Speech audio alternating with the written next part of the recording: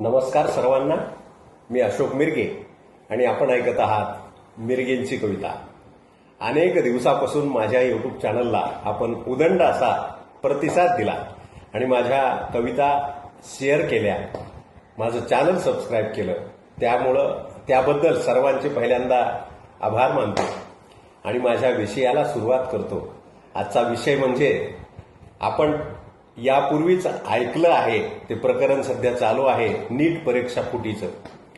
परंतु आता मनात अशा शंका यायला सुरुवात झाली आहे की भारतातल्या ज्या ज्या काही महत्वाच्या परीक्षा आहेत, ज्या ज्या काही अति उच्च पदाच्या परीक्षा आहेत, त्यांचे पेपर फुटत नसतील कशावरून? IPS, IAS, IES, IFS, IRS हे जे यस सगळं आहे याचे पेपर फुटत नसतील कशावरून? कारण आपण जर मागचा इतिहास पाहिला आणि सध्याच्या काळात सुद्धा पाहिलं तर ठराविक लोकच त्या निकालामध्ये पास झालेले दिसतात, ठराविक प्रांतातले पास झालेले दिसतात, ठराविक आडनावाचे अमराठी लोक पास झालेले दिसतात. मग हे काय गौड बंगाल काही कळत नाही. त्याच्यामध्ये आमच्या मराठवाड्यातले महाराष्ट्रातले काही जास्त नाही. मग हे असं काय असेल? याच्याकडे सीबीआयचे लक्ष का गेलं नाही आतापर्यंत? आणि ही एक माझ्या मनाची शंका आहे की अशा या परीक्षेमध्ये पेपर फुटी होत नसेल कशावरून? जागा आहे का नाही शंका घ्यायला? कारण कुणी त्याच्याकडे बघतच नव्हतं आतापर्यंत. परीक्षा घ्यायलेत, निकाल लागायलेत, पोरं लागायलेत, होऊ द्या, चालू द्या. विश्वास कोणावर ठेवावा हे कळना झालंय. कारण मी मागच्या व्हिडिओमध्ये सांगून गेलो की आपल्या पोटचं लेकरू आपल्या घरच्या माणसाजवळ द्यावं की नाही याच्याबद्दल सुद्धा माईला शंका यावी. याच्यापेक्षा बेकार काळ कोणता असू शकतो? आणि तोच सध्या चालू आहे. प्रत्येक जण आपल्याला स्वयंभू समजू लागलाय. प्रत्येक जणामध्ये अहंकार दाटलेला आहे. प्रत्येक जणामध्ये द्वेष मत्सर ठासून भरलेला आहे. प्रत्येक जण आपलंच खरं म्हणत आहे. प्रत्येक जण जातीवाद करत आहे. कोणीही असो, हे असं चित्र निर्माण झालं असताना पेपर फुटीकडे जर आपण नजर टाकली तर या IAS IPSचे पेपर फुटत नसतील कशावरून?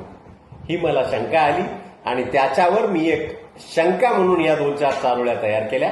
त्या आपल्याला ऐकविणार आहे. वास्तविकता त्याच्यामध्ये नक्कीच आहे आणि ते तुम्हाला नक्कीच आवडेल की ज्याला दिव्य लोकप्रभानं प्रसिद्धी दिलेली आहे. ऐकूया, असंही होत नसेल कशावरून. या शीर्षकाखालचं हे काव्य मी आपल्याला ऐकविणार आहे. सीबीआयच्या नजरेतून याही परीक्षा सुटत नसतील कशावरून? सीबीआयच्या नजरेतून याही परीक्षा सुटत नसतील कशावरून? आणि IAS IPS परीक्षेचे पेपर फुटत नसतील कशावरून? सांगा. शंका व्यक्त करणं बरोबर आहे की नाही? या परीक्षेत पास होणारे जास्त अमराठी लोक का असतात? बघा त्यांचे आडनावं कसे असतात. चटर्जी, बॅनर्जी, शहा, असे काही अमराठी लोक जास्त त्याच्यामध्ये येतात. मुखर्जी, मागून आमच्या सर्व्हिसच्या काळामध्ये सगळे अमराठीच आम्हाला कलेक्टर होते. मग हे असं कसं काय होत असेल? या परीक्षेत पास होणारे जास्त अमराठी लोक का असतात? पहिल्या IAS झालेल्यांच्या जास्त जवळचे का असतात? शंका आहे आमच्या मनातली. याही परीक्षेत ठराविक लोकांचा मुद्दाम लाड करतात काय? आणि पहिले कलेक्टर झालेले लोक मुलासाठी जुगाड करतात काय?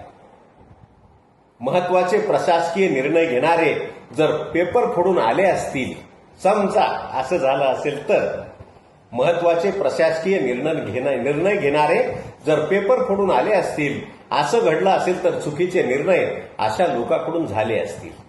पैसेवाल्यांच्या घरासमोरच या निकालांचे जश्न आहेत आणि सामान्याच्या मनातील पेपरात हे अनुत्तरित प्रश्न आहेत. काय चूक आहे याच्यामध्ये? काय अंदाज बांधावा हे सामान्य माणसाला कळेना झालंय आणि समोर प्रत्येक सामान्याच्या समोर नुसता अंधार दाटलेला आहे. माझी कविता आवडली असेल तर चॅनल सबस्क्राईब करा.